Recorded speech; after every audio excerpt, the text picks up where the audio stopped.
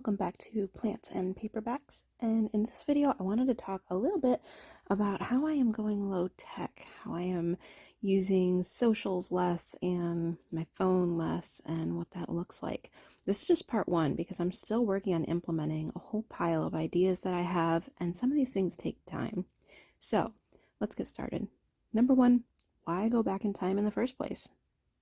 I've noticed a lot of negative effects with the more and more tech that we're using in myself, in my family, and honestly, I just feel like the older I get, the more I am reminiscent for the way things used to be, and maybe that's just showing age as you get older, but I remember having the happiest childhood. I was born in 1989, and we were out riding bikes, and we were playing until the streetlights came on, and things are different now. You can't really do that. We don't even live in the kind of area where my daughter could do that, even if it was safe to.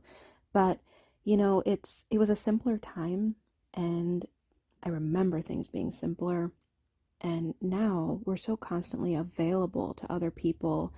We're so looking for that dopamine hit of likes and follows and reliant on other people's opinions of what we posted and what we thought, that it started feeling just really not good in my body, and linking that to the use of my phone and tech. So I have 20 reasons, and we'll call that the first reason, just it not resonating. And the second reason being of how I've changed my usage would be the phone use itself. So first of all, I started with cleaning up my email accounts. They're so full of all this spam and junk and things I never opened, but it was constantly pinging my phone. And I don't leave my audio on to begin with, to where I don't hear a phone call. I have to be looking at my phone to see it, just because I don't like alarms and alerts. I'm very easily startled. So I always have my phone on silent, but it was always lighting up my back screen with emails, and I always felt a need to swipe it away. I can't have a ton of notifications on my phone. It makes me crazy. But it was always emails, I noticed, just constantly, especially because I have multiple email addresses for different things, like for this YouTube channel, a personal email address, one that I use for signing up for coupons and things like that. So I went through and I cleaned up my main email accounts, and I went through in a bulk way where you can select a bunch of different categories like Office Depot, select all, and unsubscribe, report as spam, whatever you need to do. And then when that was cleaned up to where I was only getting important things, I turned off my email notifications altogether. And that way it doesn't light up at all with emails. So what I do now instead is I go ahead and I log on to the computer and I check my email maybe once or twice a day. And, I'll check it if I'm expecting something, but I don't see anything immediately. I understand this might not work well if you're like a business professional, but that's a different thing. We're talking the Walmart emails and the Kroger emails and the Best Buy emails. We don't need all of that. So unless it's something you use regularly, great, leave that on. But otherwise, I don't get any of that stuff anymore. I'll check maybe in the early afternoon, see an email from a family member, take a minute to reply, and it's a much slower way of communication, and I'm not constantly being inundated with these notifications and things to do, to look at, to buy. So that's something that I started with that has made a huge difference all by itself. On top of that, phone notifications. Just in general, I went through my settings, the notifications, and I turned off anything that I just didn't want popping up all the time, that just wasn't necessary. I turned off just about everything except when I get curbside pickups, so like from Walmart or Target. I'll have those turned on because they let me know when my order is ready. But other than that, I no longer get notifications from things like Pinterest or sign up for Premiere on Spotify or whatever. I turned off everything except those shopping apps that tell me when my order is ready to be picked up, and text messages. That's it. I also started using apps like Chrome and Pinterest significantly less. So I'll get to the Pinterest later, but I ended up taking that off my phone altogether.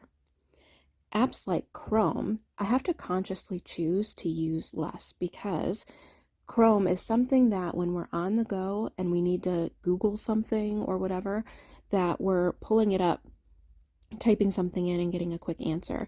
So I'm consciously choosing to decide, is this something I need to look up right now? Is this something I need to be using my phone for, like looking up a recipe? And I'm still using Chrome often. That's a wonderful feature of the phone. And a big part of this message I want to send is balance, in that I want to be using tech for my benefit and not letting it use me. So I'm not mindlessly scrolling anything as much as possible.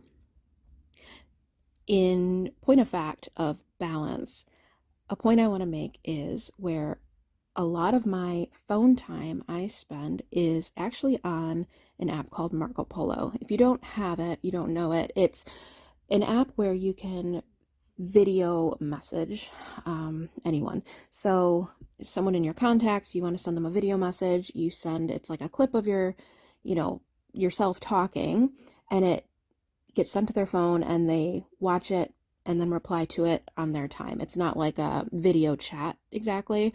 It's more like a video message. And this takes up a huge portion of my personal screen time. And I had to decide, like, oh, that's, a couple hours a week that I'm on Marco Polo. But the thing I use it for is being in touch with my family that lives out of state. So I send video messages every day to my sister. She sends them back to me, and that adds up. Time that I'm sending, time that I'm watching them. But that is a case where I'm using the tech for my benefit, and it is worth it to me to use Marco Polo to stay in close communication with my family, and in particular my sister, where we get to have this really close, amazing relationship because of tech like the Marco Polo app that I wouldn't otherwise get to see her face every day and be so close with her and share the mundane and the interesting in our lives together. So to me, I chose that Marco Polo is worth it to me to have on my phone and to be using up screen time for it, because of the benefits of enriching that relationship regularly with her. And it is a case of, like, are we getting connection, or is it further separating us from connection? So you can use your phone for digital well-being. At least on my Samsung, I have that. I'm pretty sure most phones have that. So if you go into your phone settings, you can find in your apps your digital well-being, and it will show you your screen time and what you're using it for.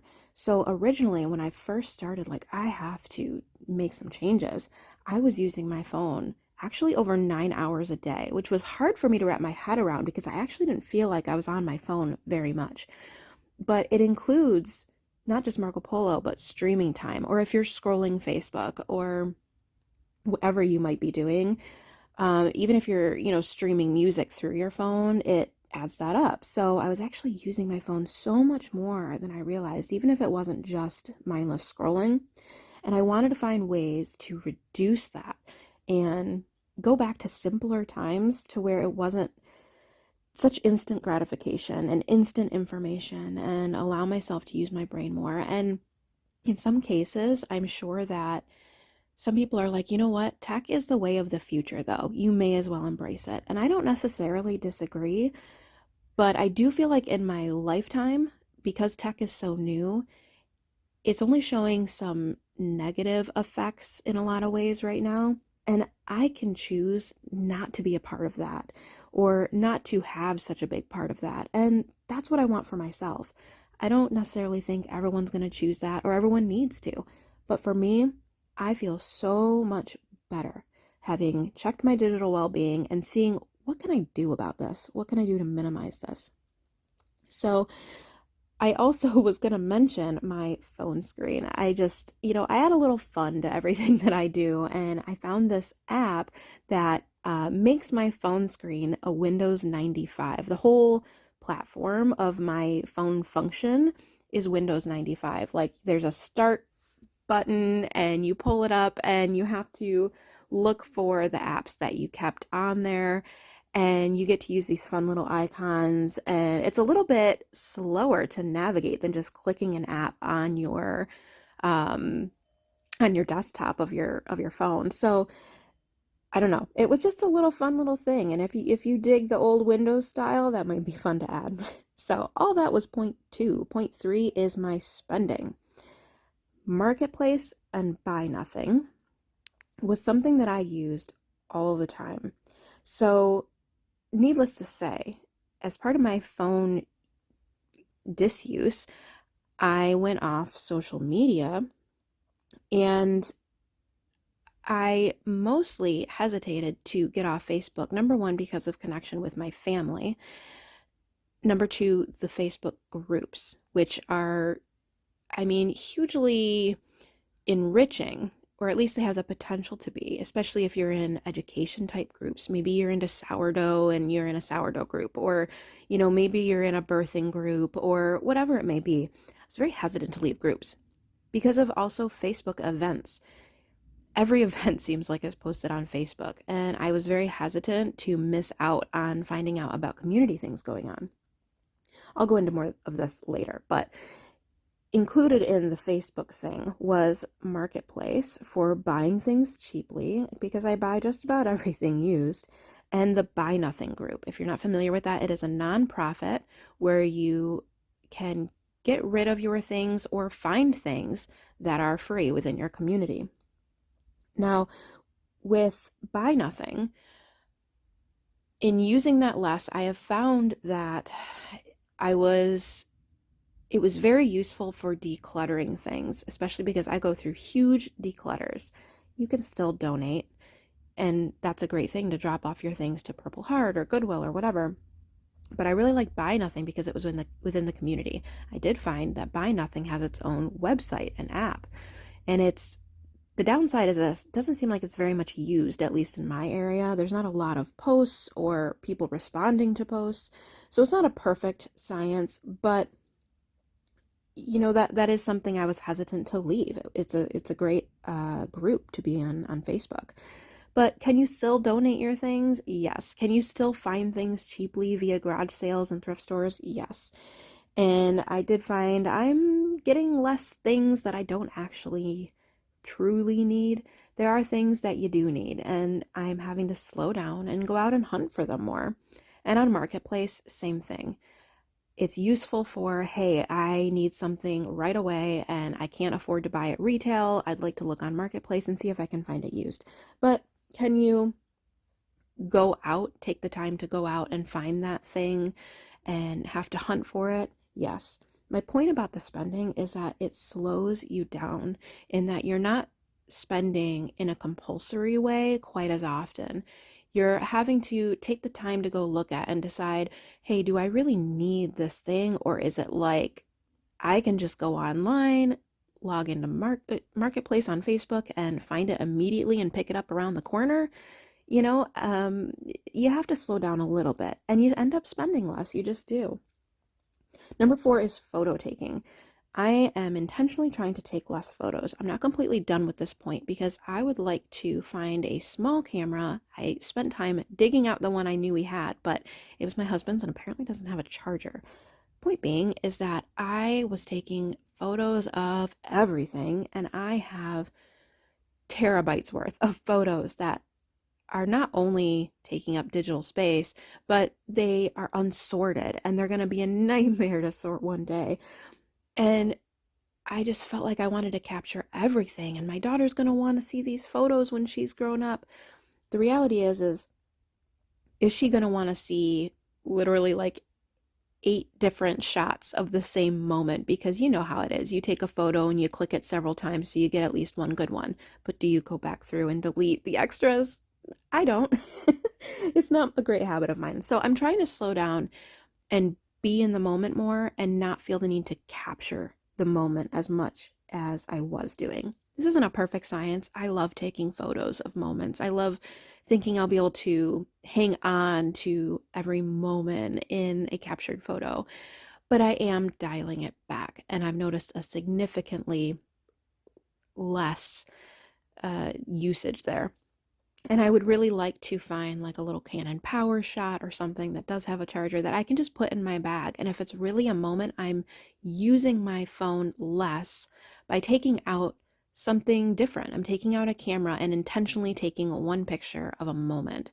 Maybe that seems silly to you because the phone is great for it. You have everything in one spot.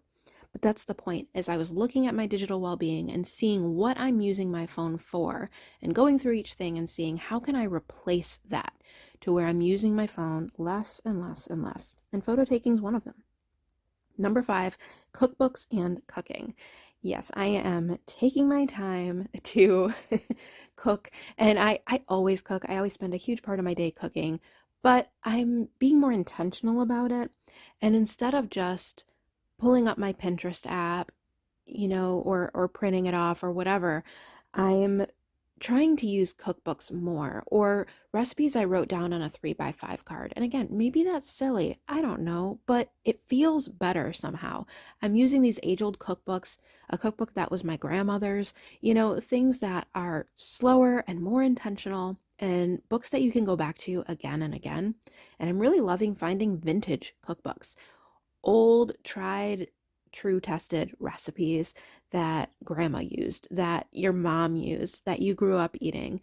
And there's nothing wrong with newer cookbooks. I'm just really enjoying finding older ones. I've got the Southern Living Christmas guides from the 80s and the 90s, and they're a lot of fun to go through. And some of those recipes are just simpler.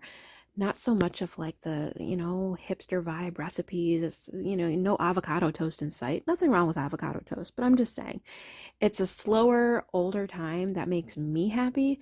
And that's all that matters. What time period makes you happy? Maybe you want the 50s cooking. Maybe you dig the 1800s Victorian cooking. It doesn't matter. Maybe you want all Harry Potter cookbooks. The point is to consciously choose something instead of being like, this is what Pinterest told me to make. You know what I'm saying? And number 6 is connection. So I began relying so much on Facebook groups for connecting with my interests that I realized, I'm not actually face to face with people very often. I joined a book club. There are craft clubs at the library where you can learn to knit and get into a little knitting group and learn from our elders, make some new friends. There's so many groups out there, and a lot of them are posted online and not necessarily just through Facebook. Or find a friend that, if they know your interests, maybe your bestie knows your interests, and they can let you know, hey, something was posted at the local library that is like, say, scrapbooking, and I know you love scrapbooking, so I'm just going to let you know about it. That's cool. You're connecting with your friend, they're looking out for you. There's nothing wrong with that. But I joined a book club, and there's craft clubs and Lego clubs at the library. There's all kinds of fun stuff that you can find that can replace the faux connection of Facebook groups. You're getting information and you're seeing what other people do, but we're getting more and more separated from the reality of interactions and really hearing about someone else's day. Do you know what I mean by that at all? I don't know. But with events, I wanted to say I found more or less I was able to replace finding events on Facebook. For example, the Metro Parks post their events on the Facebook. We love the Metro Parks. We buy an annual pass. We go to all the things. And, we love the science classes. We love the enrichment it offers to our homeschool. But you know what? Their website, their emails offer the same information. So I go on the website and I see every month what they've posted. I'll grab the paper calendar. Crazy, I know, right? When we go into the Metro Park, they always have 2 months of their paper calendars. I put it on my bulletin board. Same thing with the library. I grab the library calendar they print off. No, it's not zero waste, but you know what? It's enriching my life in a positive way that I look at the calendar. I write it in my date book. And there's websites you can find for your community as well. So you can look up your city's website, you can click on the events tab, and they list their community events.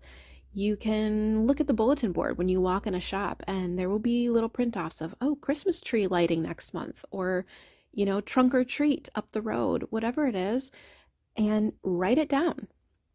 It's another way that we don't have to rely on the Facebook events. Yes, you'll miss out on some things, but the reality is we are packing our days so full of stuff, and it's just not ending up being all that necessary because I can't go to half the things I found anyway. Beyond that, I am using my own intuition and knowledge to learn things. Encyclopedias aside, we are so quick now to ask Alexa every question.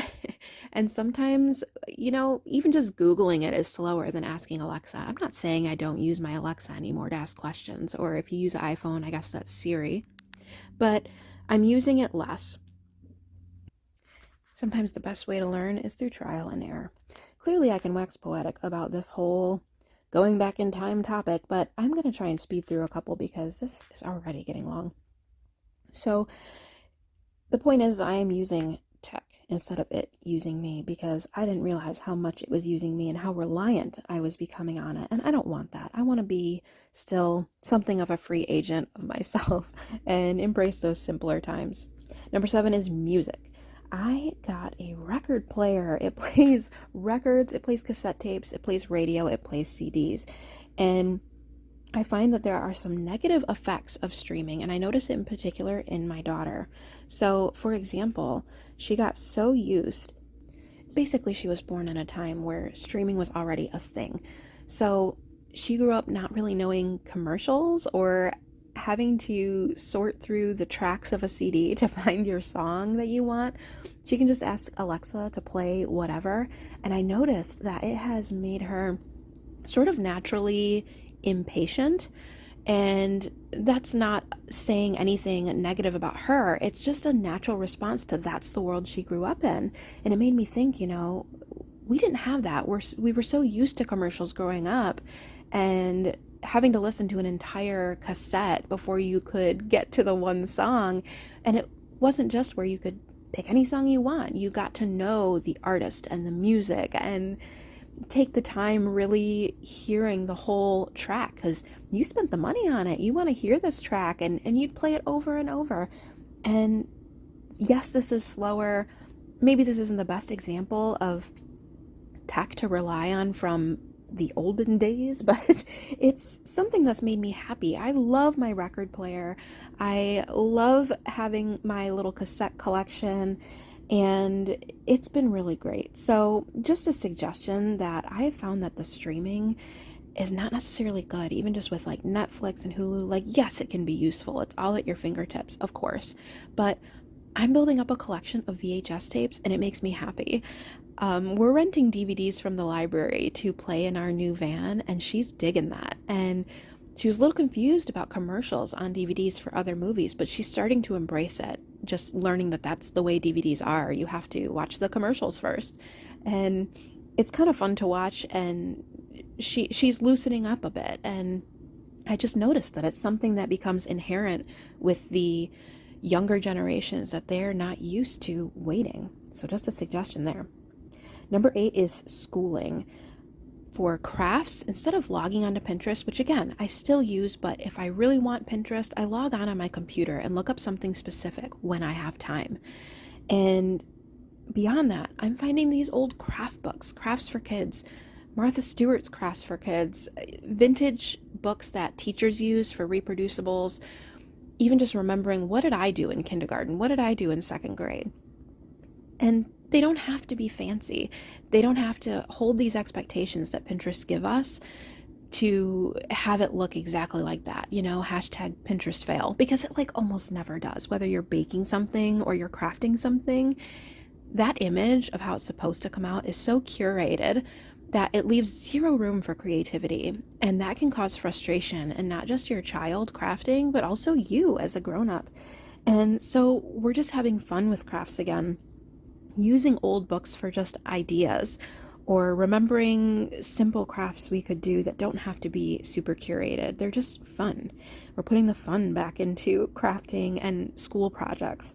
And also with school books, I love the vintage curriculums. I use eBay for finding vintage curriculums. I use thrift stores. You have to be a little careful. Make sure that your social studies book you find is not super outdated. But when you're homeschooling, it's easier for me to school with books I'm familiar with, to school in the old style where there was the information you read, review questions at the end, chapter reviews in the math books. It's what I know, and the books are so colorful and so fun, and I love them. So I just want to share that you can thrift school curriculum so cheaply, 50 cents a book or $2 a book, or your library, Friends of the Library book sale, or even just on eBay. Like if you find a textbook that you love, but it's just the textbook, you can go on eBay and find the workbook that goes with it, usually pretty cheaply. I always get the ones from like thrift books or Abe books that are a cheap price and a free shipping. So I just wanted to suggest that you don't have to get the newest and best thing pushed on Instagram or whatever. You can get the vintage books, and it's still a wonderful education, and they're a lot of fun. We even wrapped ours in a paper bag. I taught Lorelai how to do that, to decorate her hardcover textbooks, just like we used to do in middle school, and that was a lot of fun to do. Number 9, telling time. So this might seem silly, but I noticed one reason hugely that I was using my phone during the day was to constantly click on my screen to check the time. So I replaced that with, I got clocks for my house. I got a clock for the bedroom. I got a really cool regulator clock, $10 used, that I put on the wall, and it bongs every hour, which is something to get used to. But I also switched to using a wristwatch. I found videos online on how to replace the batteries, picked it up for like $2 at the thrift store. And it took a few days to get used to looking at my wrist and remembering it was even there. But I love having it on my wrist now, and I'm more used to looking at that instead of looking at my phone or remembering to look over at the clock on the dresser or the clock on the wall. And that's just one simple way to use your phone less. Go back in time, use a good old wristwatch or a clock. Number 10, Samsung Notes. I use Samsung Notes for all kinds of things, to-do lists, password keeping, websites I want to look up, book ideas that pop into my head in the middle of the night, whatever. I want to suggest replacing that with a pocket notebook. I got a 3-pack for $1 from Dollar General. You can get these anywhere, but they're little books you can carry around in your purse, your back pocket, whatever. And when a thought pops into your head, or a poem pops into your head, or you want to keep a written list of passwords, this is the place. I also started using an address book. Crazy, right? But you can use an address book to, I got this little mini Mead one for a few dollars online. I was often keeping passwords just in a text message. Like I'd have to search my text messages for the last time me and someone talked about their address to find an address. I'm keeping it in an address book now. I'm also using a checkbook register. Banking has changed for me, where instead of looking at my app all the time to see what my balance is, and that's not always accurate because of pending charges, I went back to using a checkbook register, and I'm still working on getting this down, but it works really great. It's always in my wallet. I can keep track, and it slows me down to where I have to record what I spent and where and how much that was and what's the math on that. I'm also doing a date book, and I generally always do a date book, but I'm using it more now because I was using my events calendar for a lot of things, and now I gotta slow down to look ahead on my calendar or transfer what I get from my paper calendar from the library into my date book. And then I can see, oh, next week we've got this thing at the library or the Metro Park or whatever. And I like my date book, and it's generally small enough to stick in your purse or have by your bedside or whatever. Number 11, just being constantly available and the anxiety that induces, that's changing for me by using less tech. I noticed that by always having to like sort of check, okay, I posted something on Facebook. What's everyone's reaction to this? Did I say too much? Did I not say enough? And granted, I have spiraling OCD and anxiety, and not everyone is going to be this attached. But for me, it was so negatively impactful to me to worry about how I worded everything or if I offended someone on accident. That's just the way my brain works. And it was unfortunate for me every time I posted something, is this going to ostracize people? Unfortunately, I care about that kind of thing. I don't have that thick of a skin. But even just being constantly available, someone would tag you something on Facebook and you have to see the icon, click it, respond right away, whatever. Taking that down all the way to 0 notches has helped my anxiety. Now I still worry about, did I word this correctly on a Marco Polo video chat, or did I word this email correctly? I still reread it a couple times before I send it, but that's just my nature. The point is that I'm working with my natural way of being. My natural way of being is to worry about these things. And so I took away some of the opportunity for worrying by taking away being constantly available, posting my every thought, things like that. Number 12 is just the time management of it all. I have more time for taking my time with cooking, for a cleaning routine, for playing. Me and Lorelai play outside more often. We can just run out and be like, let's go to the park. Let's go outside and kick the soccer ball around, for playing board games, for creativity. And you wouldn't think that you would gain so much time back by using your phone less, especially because technically, in some ways, you're adding more time to your day by going slower. But I'm taking away the need to look everything up, to plan everything on Pinterest, to be so perfect and curated, that I have this more open-endedness about my day, to where I can say, let's just creatively make this thing out of make a turkey out of a toilet paper tube. I can log on to Pinterest on the computer and look up an idea for colors and things like that, but I'm not reading the whole how-to. We're just having fun. And yeah, having fun and not curating can take more time, but it's the time you want to take. You're not spending the time you don't want to spend on things you can't get back. Taking the time to be creative with your child, with your family, to play a board game is the time you want to spend doing things. Number 23, I have written out a list of analog family activities, playing board games, playing outside, all kinds of ideas, creating a sticker book. There's all kinds of things. I'll, include maybe a little clip of it here so you can see some ideas, but just things that you can do that don't involve social media, that, are more about spending time together one-on-one, doing fun things, even if that's just making a bead animal or whatever it is. 15 is the calculator. I'm not saying I never use the calculator on my phone anymore if that's convenient, but I also have a regular calculator. It's useful in the kitchen. It's useful for when I'm using my checking account ledger. And number 16, photo sharing with others. This is something I have very little good advice about. It's been difficult. It's so much easier on Facebook. You just post it, everyone sees it, done. But it's been difficult because I've tried putting things on a blog website, and that's difficult for people to use or to remember to check, and it asks a lot of other people. Most recently, I tried Google photo sharing, so putting my photos through the Google photo app. That's just like already automatically on my phone, but that's assuming that you're not sharing with people who have iPhone or the cloud or whatever that's called. And I noticed the notifications are a little hit or miss on if they're told that you posted something. I'm not told if they saw something. It's not a perfect science. So at the moment, I'm just waiting for, if you took a cool picture or, whatever, that they text it to me. I text pictures to my mom and dad, to my sister of, whatever cool photo I want to share. But it is more difficult and you have to take the time.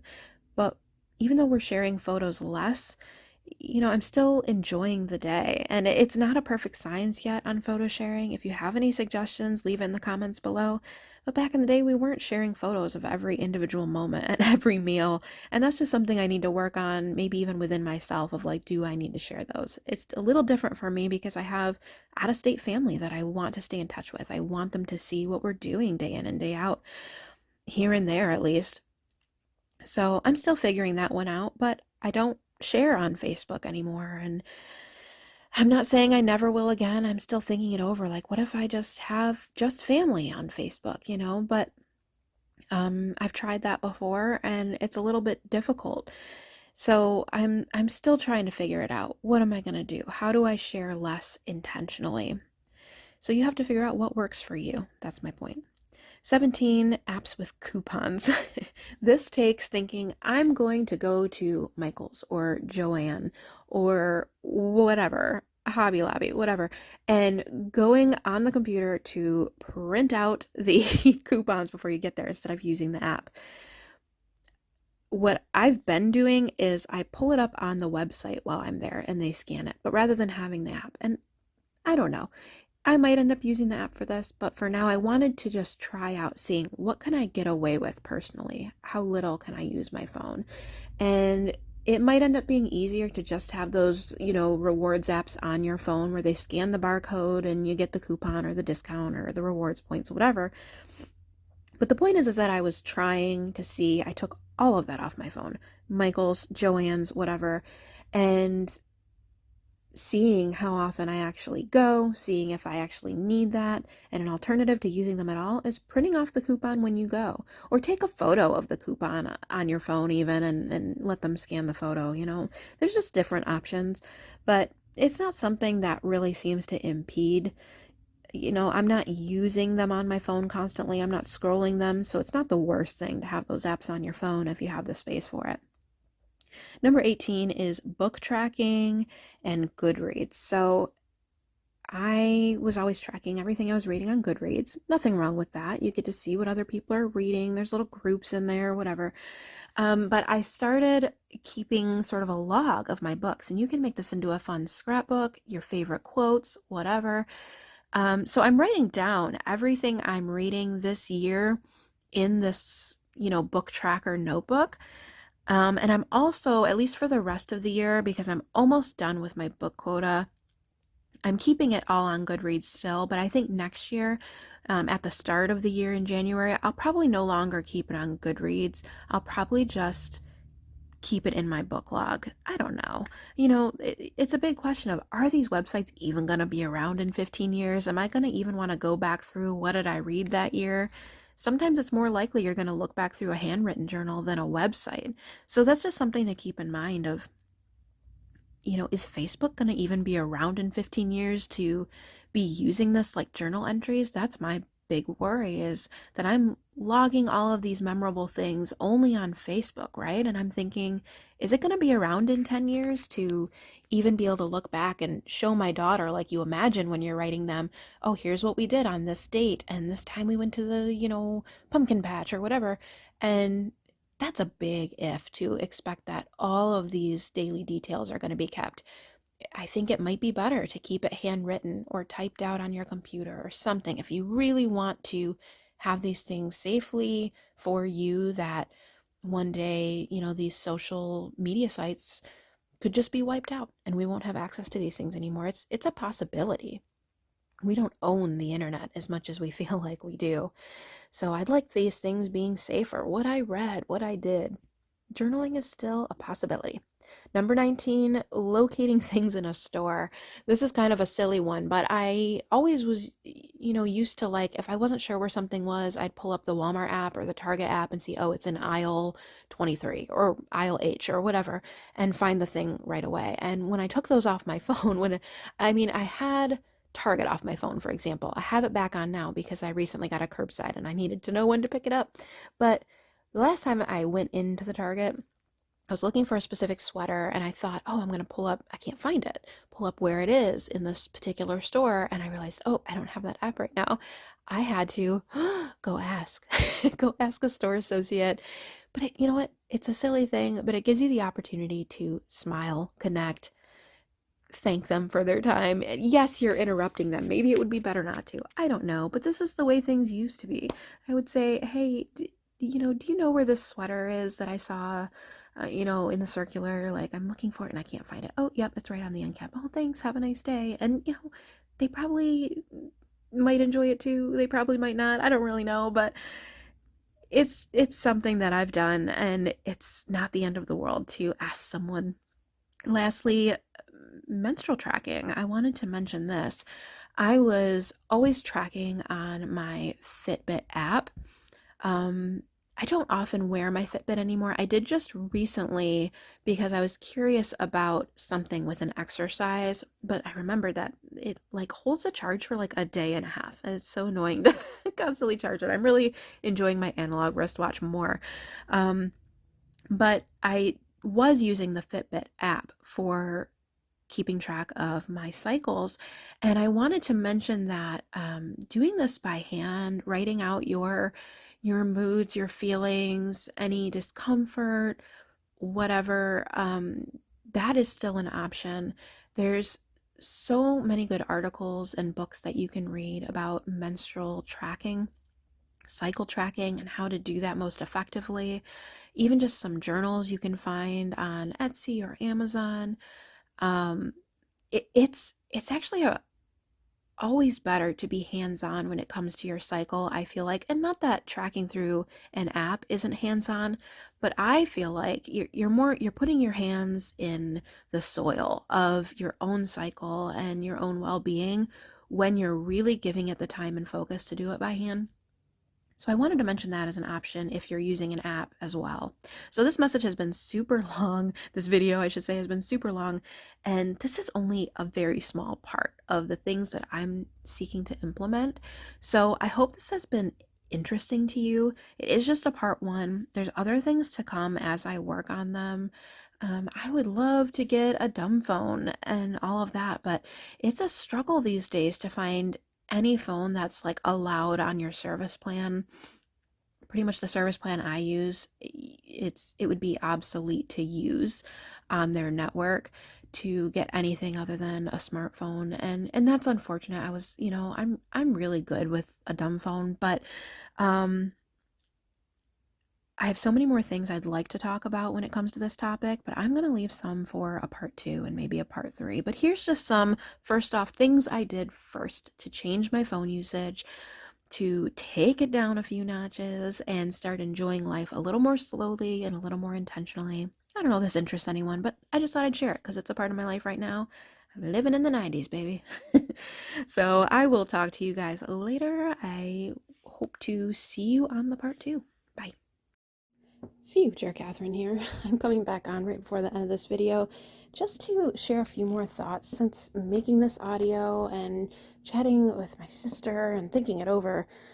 I think I might need to relax a little bit on the socials thing just because I'm realizing it's impossible to share if there's a new book out in the book series I write, or if there's a new post up to watch or something. I'm trying to find ways around this, and lately I haven't shared anything because I haven't been on, but I'm not sure that that's the best way to stay, having my page up to date and sharing what we're up to. So just saying that to say balance is always a thing and being flexible is important.